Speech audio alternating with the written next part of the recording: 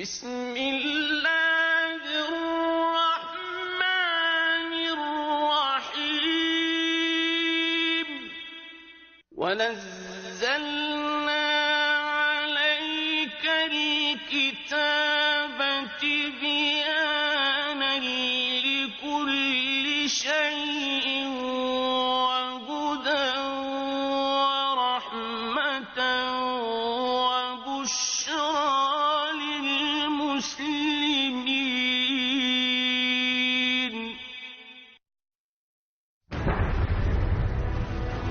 مواهب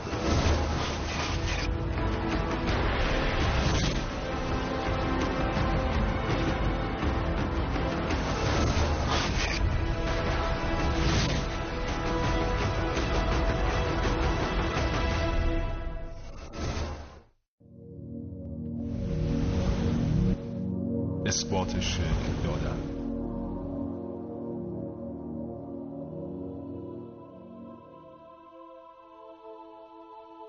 والذي يصوركم في الأرحام كيف يشاء لا إله إلا هو العزيز الحكيم. او کسی است که شما را در رحم مادران آنچنان که می‌خواهد تصویر می‌کند. معبودی جز خداوند توانا و حکیم نیست.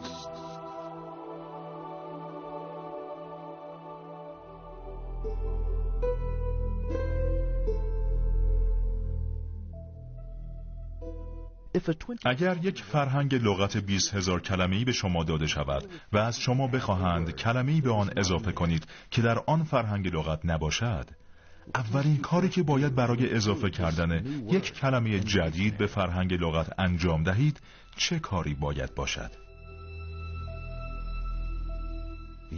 اول از همه باید همه کلمات لغتنامه را حفظ کنید، چون ممکن نیست کلمه جدید اضافه کنید بدون اینکه بدانید آیا این کلمه در لغتنامه هست یا نه.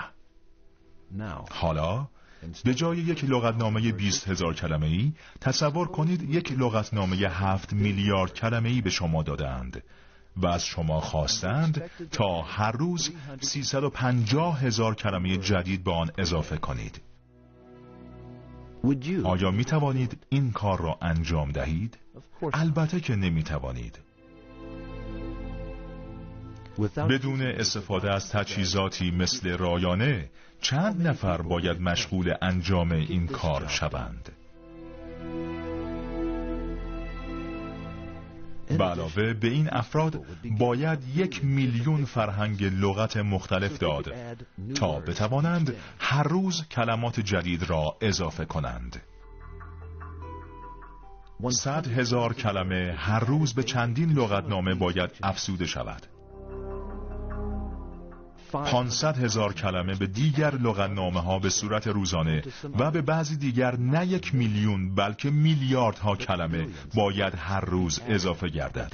هر کلمه‌ای که اضافه می شود شبیه هیچ کدام از کلمات دیگر که در لغتنامه های دیگر هستند نیست. خب آیا این کار ممکن است؟ اگر می‌بینید که این کار به نحو احسن انجام می شود و روزانه صدها هزار و میلیون‌ها کلمه جدید به هر کدام از میلیون‌ها لغتنامه مختلف افزوده می شود، می توانید این کار را کاری تصادفی بدانید؟ مطمئناً نمی توانید این کار را کاری تصادفی بدانید.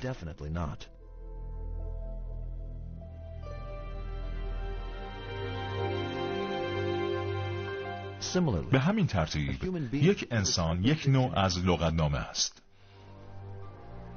اگر هر فرد را با یک کلمه مقایسه کنیم، آن وقت این لغتنامه سیاره زمین 7 میلیارد کلمه دارد. هر انسانی که در لغتنامه مردم هست شباهتی با دیگری ندارد و هر روز 350,000 کلمه جدید به این فرهنگ لغت اضافه می شود. آری، هر روز 350,000 نفر متولد می شوند و هیچ کدام از این 350,000 نفر شبیه هیچ کدام از افرادی که تا کنون به دنیا آمدند نیستند. آیا این فرهنگ لغت ممکن است به صورت تصادفی به وجود آید و 350,000 کلمه جدید هر روز به آن اضافه شود؟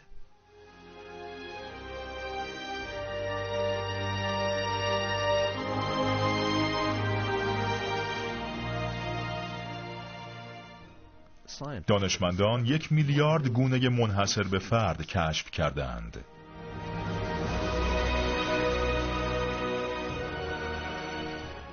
از پرندگان گرفته تا ماهی‌ها، از گل‌ها گرفته تا درخت‌ها و از حشرات گرفته تا حیوانات. تعدادی از گونه‌ها هستند که ما نمی‌توانیم آنها را بشماریم. دقیقاً 1 میلیارد. اگر هر کدام از گونه ها را با یک لغتنامه مقایسه کنیم، به این معناست که همین الان دقیقاً 1 میلیارد لغتنامه داریم که هر یک با دیگری به کلی تفاوت دارد. از بین این لغتنامه ها اجازه دهید فقط به فرهنگ لغت پشه ها نگاهی بیاندازیم. تعداد حشراتی که در طی بهار خلق می شوند بسیار بیشتر از همه انسان هایی است که از زمان حضرت آدم علیه السلام تا روز محشر خلق شده و می شوند. حالا می توانید جمعیت انبوه کلمات این لغتنامه پشه ها را تصور کنید؟ و در این لغتنامه هیچ کلمه ای شبیه کلمه دیگر نیست. هیچ پشه ای شبیه پشه دیگر نیست. آیا برای میلیاردها میلیارد پشه، تعدادی که حتی به زبان هم نمیتوانیم آن را بیان کنیم، امکان دارد که خودشان بدنهایشان را به وجود بیاورند و هر کدام یک شکل متفاوت با دیگری داشته باشد؟ اصلاً چنین چیزی امکان پذیر است؟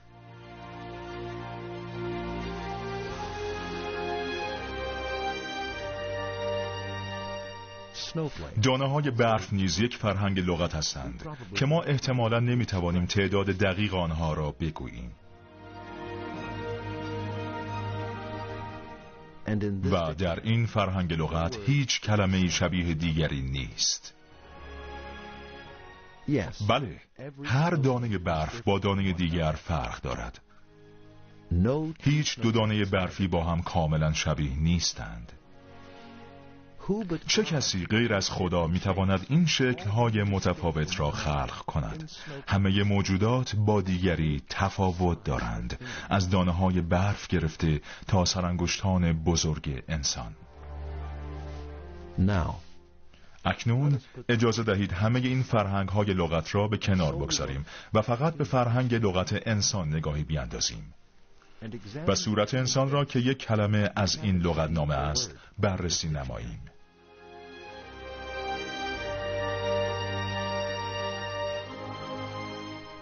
حتی اگر به بحث خلقت سر کاری نداشته باشیم که خودش نتیجه یک طراحی فوق العاده با همه اجزای آن است، میلیون ها احتمال برای صورتی که میتواند روی این ماده آماده شده قرار بگیرد وجود دارند.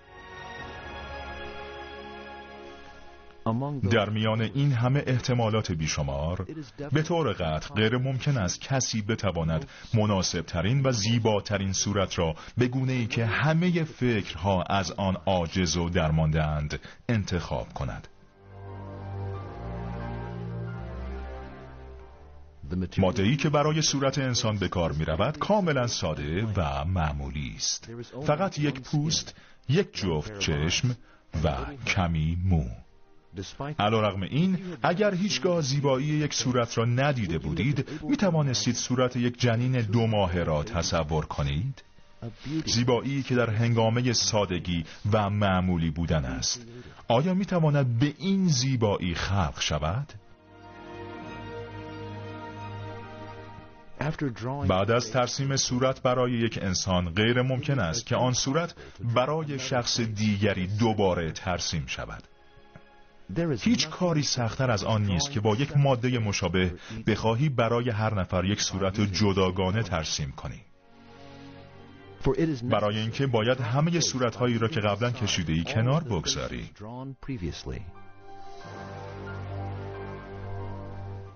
علاوه بر اینها، صورت انسان یک پورتری ساده نیست. هر عضو صورت عمل کردی دارد که مستلزم داشتن هنری نامحدود و دانشی بی پایان است. حتی اگر ما از همه این عملکردها چشم پوشی کنیم، آیا حالتهای چهره مانند لبخند، نگرانی، ترس، خنده و صدها حالت دیگر که برای خلق یک صورت لازم است به درستی انجام می گردید؟ پر کردن اقیانوس با یک فنجان کار سختی است. به همین ترتیب منقوش کردن روح انسان در چهرهش نیز مشکل است. صورت فرد با ایمان مانند روحش درخشان است، در حالی که صورت فرد بی ایمان مانند روحش تاریک می باشد.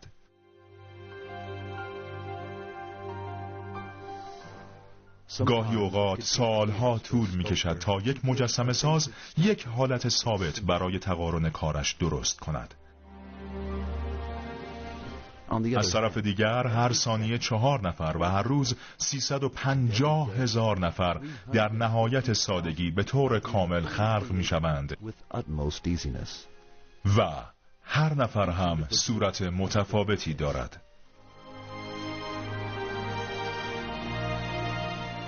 وقتی دو قلوها یا سه قلوها را می‌بینیم که شبیه یکدیگرند تعجب می‌کنیم. بعداً ممکن است بپرسیم کدام یک سخت‌تر است؟ ساختن دو صورت که شبیه یکدیگرند یا خلق میلیاردها نفر که هیچ شباهتی با هم ندارند؟ چرا نسبت به دو قلوها تعجب می‌کنیم ولی از خلق افراد عادی حیرت نمی‌کنیم؟ چه کسی خالق این چهره‌های متفاوت است؟ او چه هنرمندی است که کارهای درخشان هنریش از مواد ساده است و کارهای استادانه او عقلها را بهت زده می کند؟ او کیست که برای یک چهره حالتهای بیشماری را رقم می زند؟ او کیست که به هر شخصی یک صورت معین عطا کرده است؟ او کیست که به اعضای صورت این اجازه را می دهد تا کار خود را به بهترین وجه انجام دهند؟ او کیست که به چشمها آموخته است تا ببینند، به بینی تا ببوید، به زبان تا بچشد و به گوشها تا بشنوند؟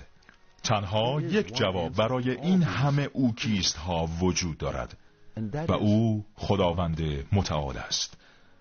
خدایی که شکل دهنده است، آری، مانند چهره هر فردی. همه مخلوقات موجود، از دانه‌های باران گرفته تا دانه‌های برف، از گل‌های مروارید تا میخک‌های صدپر، از اثرهای انگشت تا مردمک‌های چشم، از مورچه‌ها تا ستارگان آسمان و اجرام آسمانی، همه با صورت و شکلی مخصوص به خودشان آفریده شدند.